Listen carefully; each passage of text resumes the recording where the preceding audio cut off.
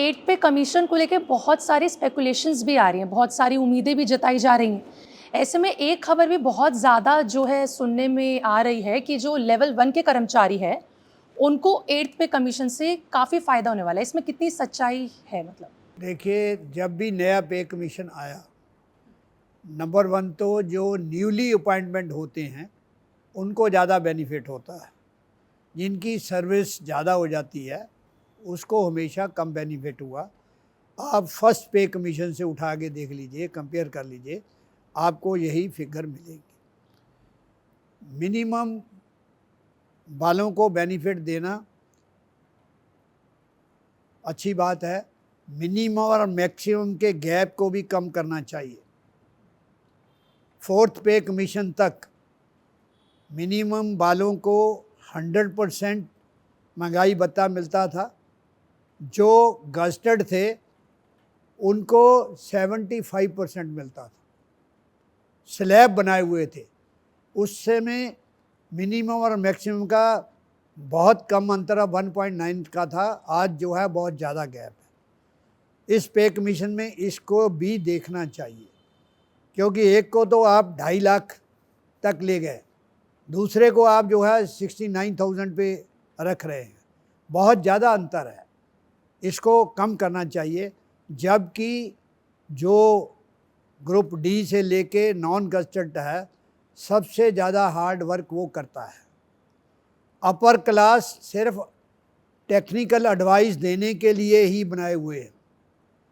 Number, काम करने वालों के नंबर कम हो रहे हैं, उनके बढ़ रहे हैं। सैलरी उनकी ज़्यादा है, पर्क्स उनके ज़्यादा है, अलाउंसेस उनके ज़्यादा है। रेलवे के अंदर जो पास की फैसिलिटी है, जो रेलवे कर्मचारी ग्रुप डी का है, उसको ज़्यादा से ज़्यादा 3 पास मिलते हैं। जो गज़टेड है उसको 6-7 पास मिलते हैं। रिटायरमेंट पे भी ऐसे ही है। ये जो फार्मूला है इसको चेंज करना चाहिए। काम करने वालों की, जैसे फॉरेन कंट्री के अंदर जो काम करते हैं उसकी वैल्यू ज़्यादा है, उनकी सैलरी ज़्यादा है, कम नहीं है उनकी सैलरी, जिससे वो सेटिस्फाई, मेंटल टेंशन नहीं होती, अपनी फैमिली को चलाने में उनको मदद मिलती है। मतलब सर आप ये बोल रहे हैं कि जिनकी सैलरी ज़्यादा है वो बढ़ रही है, जिनकी कम है उनकी बढ़ रही है, लेकिन उस लेवल तक नहीं बढ़ रही है, गैप ज़्यादा है बीच में। हाँ, हुँ। सर इसी के साथ हमने अभी रेलवे कर्मचारियों के ऊपर बात की, हमने अभी केंद्रीय कर्मचारियों के ऊपर बात की, तो सर पेंशनर्स को लेकर भी बहुत ज़्यादा बातें आ रही हैं सामने। 8वें वेतन आयोग से पेंशनर्स को क्या फ़ायदा मिल सकता है और क्या बदलाव हो सकते हैं? देखिए, पेंशन्स जो है, पेंशन 1950 में भारत सरकार में इंट्रोड्यूस हुई। उस समय भी पहले जो सरकारी कर्मचारी, रेलवे कर्मचारी, केंद्र कर्मचारी थे, पहले फार्मूला था 1950 से, जितना सर्विस में प्रोविडेंट फंड उनका डिडक्ट होता था जब रिटायर होते थे, उतना ही पैसा गवर्नमेंट डाल के पूरे पे इंटरेस्ट दे के उनको घर भेजती थी। 1950 में ये एक स्कीम लाए कि अगर किसी ने पेंशन ऑप्ट करनी है तो आपको वो विड्रा करना पड़ेगा, जो आप प्रोविडेंट फंड गवर्नमेंट से भी लेते हैं। उस समय भी कंट्रीब्यूट किया कर्मचारियों ने, उसको विड्रा करके पेंशन ऑप्ट की। नवंबर 1957 में पेंशन जो है पूरी तरह लागू हुई। उसके अंदर नवंबर से ले क्यों लागू हुई, ये एक सोशल सिक्योरिटी है। जैसे प्राइवेट लोग, क्यों नहीं लोग काम करना पसंद करते थे, आज भी है कि हम यंग एज में तो प्राइवेट में जो काम हो उसको कर लेते हैं, ओल्ड एज में आके हमारी कैपेसिटी नहीं रहती वो काम करने की। ओल्ड एज में जितनी एज लिखी है उतना जीने के लिए एक सोशल सिक्योरिटी के नाम से पेंशन का फार्मूला बना था। तो उससे 1957 में पेंशन बनी, और कंट्रीब्यूटरी पेंशन ऑलरेडी कंट्रीब्यूट हम कर चुके हैं। हमने प्रोविडेंट फंड जो डबल इंटरेस्ट उसको छोड़ा, उस बेस पे मिलती रही।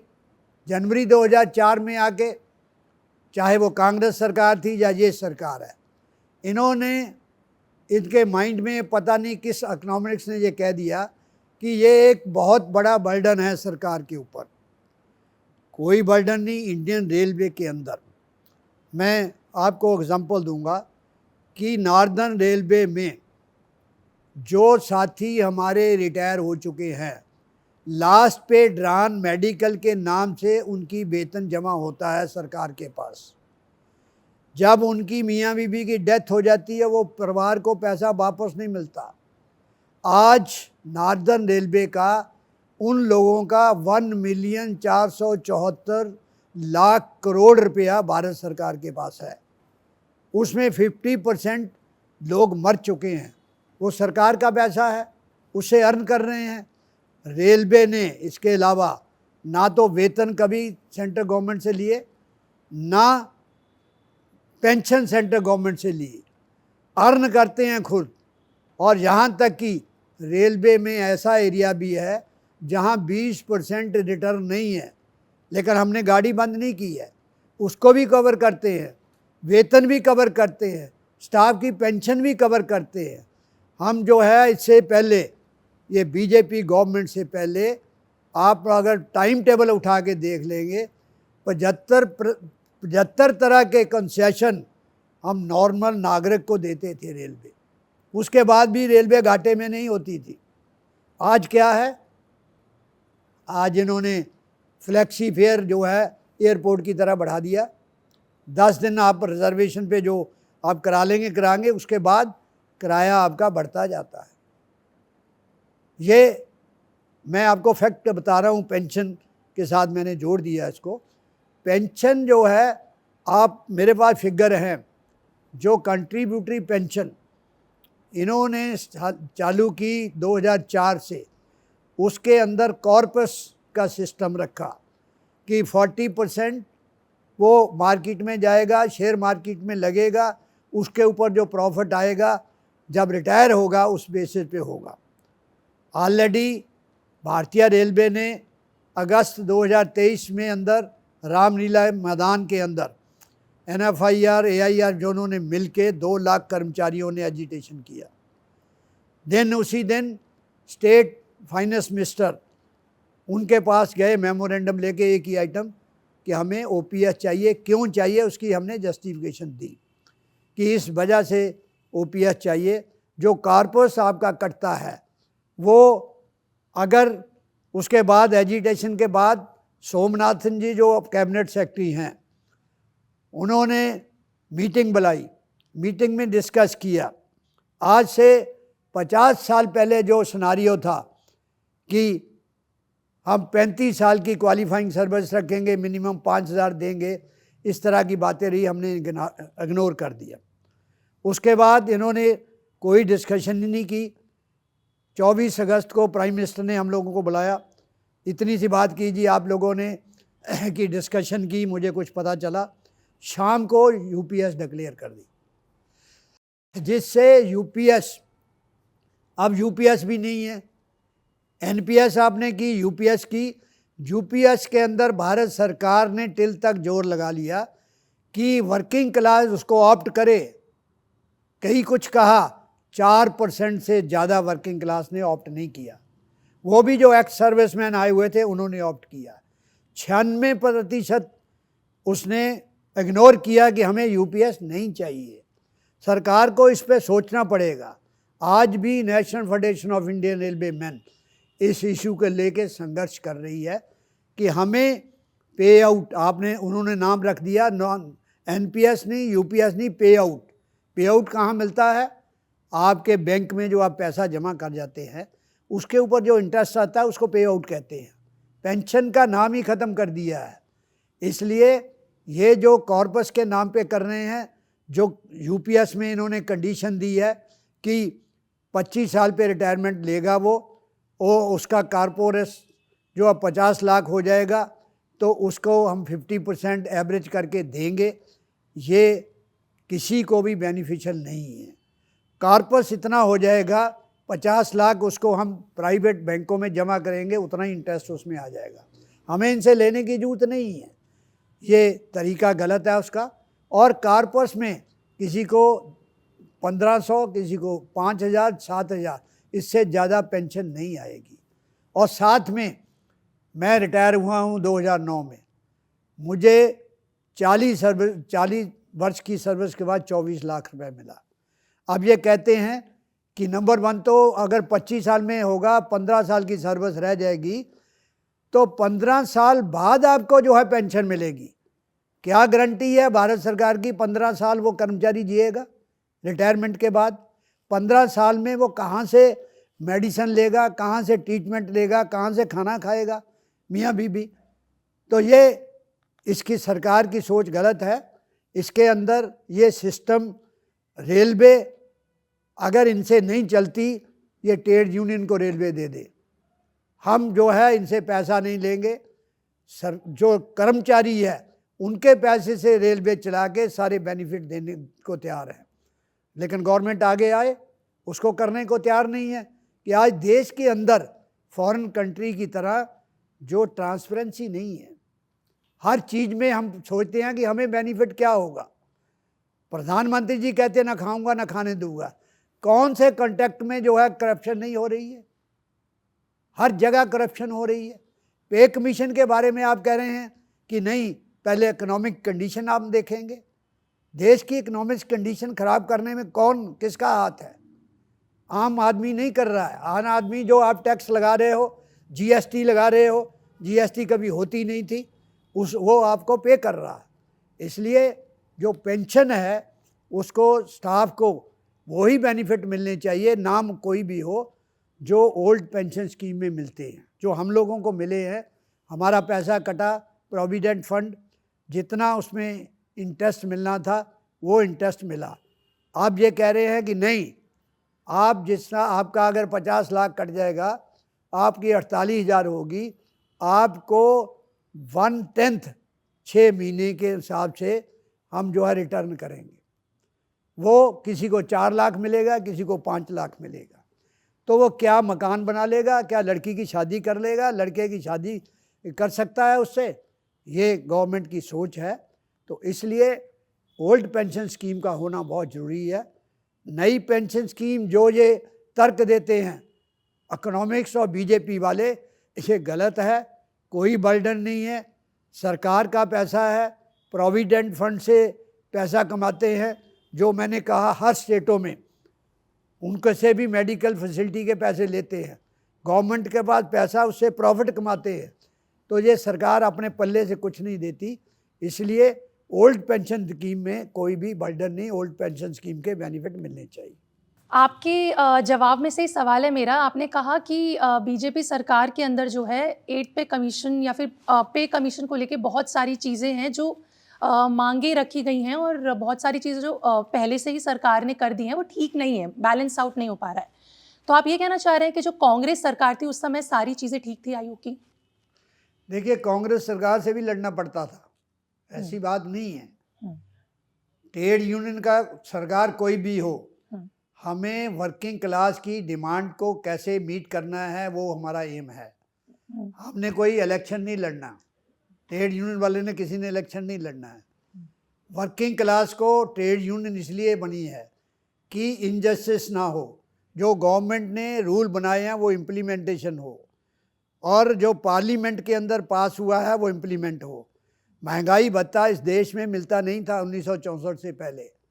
उसके लिए अपनी मर्जी से सरकार कभी 1% 2% देती थी, उसका कोई फार्मूला नहीं था। केवल national federation of Indian railway man ने 1964 से लड़के इसका फार्मूला बनाया, जो पार्लियामेंट के अंदर पास हुआ। महंगाई भत्ता आज साल में 2 बार मिलता है। जब तक गवर्नमेंट सर्वेंट रहेंगे या कारपोरेशन वाले रहेंगे, कारपोरेट वाले, महंगाई भत्ता मिलता रहेगा। कोई गवर्नमेंट इसको बंद नहीं कर सकती। फार्मूले चाहे जितने मर्जी चेंज कर ले, उसका फार्मूला भी बदलना चाहिए। जो हम साल में क्यों देखते हैं, 6 महीने में क्यों ना देखें, उसको मिलना चाहिए। तो सरकार चाहे कांग्रेस की हो, देने के अंदर सर कंजूसी करते हैं, सोचते हैं कि हम जो है इनका काम ले, लेकिन इनको देने में कंजूसी करें। सर, इसी के साथ आपने अभी अपने सवाल में एक और चीज़ कही कि जो यूपीएस एनपीएस है उसके ऊपर सरकार को पेंशनर जो भोगी हैं उनके लिए ओपीएस वापस लानी चाहिए, ओल्ड पेंशन स्कीम। सर और कौन-कौन से बदलाव हैं जो आप सोचते हैं कि 8वें वेतन आयोग में पेंशनर्स के लिए सरकार को रखने चाहिए? देखिए उसमें एक तो यही है कि हाँ, एक पेंशन ओपीएस हो गया। जी। पेंशन का होना हुँ, चाहिए। हुँ। नंबर 2, जहाँ जहाँ वर्कलोड बढ़ा है इंडियन रेलवे के अंदर, पोस्ट सैंक्शन करने में बैन नहीं होना चाहिए। जो हमारा नौजवान पढ़ लिख के बनेगा, पढ़ लिख के तैयार होता है, रेलवे एक इंडस्ट्री ऐसी थी, जॉब ओरिएंटेशन भी थी, जॉब के लिए भी बनी थी। आपने जब रिक्रूटमेंट बंद कर दी है, पोस्ट सैंक्शन करनी बंद कर दी है, कहाँ से नौजवानों को नौकरी मिलेगी? तो ये भी हमारी डिमांड है। और साथ में पे कमीशन के अंदर बहुत सारी अनोमली आई है।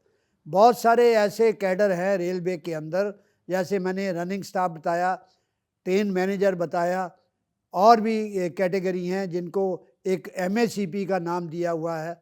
एमएससीपी में 100 रुपया केवल बेनिफिट होता है, तो वो चेंज होना चाहिए। एमएससीपी में कॉन्फिडेंशियल रिपोर्ट, जो वैसे प्रमोशन है तो गुड पे हो जाती है, लेकिन एमएससीपी में वेरी गुड होगा तो एमएससीपी मिलेगी, फाइनेंशियल अपग्रेडेशन। इसी तरह उसके अंदर मिनिमम जो है एम्प्लॉई को सर्विस के अंदर मिनिमम 5 प्रमोशनें मिलनी चाहिए। मिनिमम जब भी प्रमोशन हो 2 इंक्रीमेंट उसको मिलनी चाहिए, ताकि उसको सेटिस्फैक्शन हो, काम कर सके। और 8वें पे कमीशन में कोई भी स्टैग्नेट का सिस्टम नहीं होना चाहिए। जैसे फॉर एग्ज़ाम्पल हमने सजेस्ट किया मल्टीप्लाई फैक्टर में कि 69,000 बेसिक पे होनी चाहिए, आगे बंद नहीं होना चाहिए स्लैब, रनिंग स्केल होने चाहिए। जब तक नेक्स्ट प्रमोशन नहीं आती उनको इंक्रीमेंट मिलती रहनी चाहिए, ताकि उनको एक सेटिस्फेक्शन हो।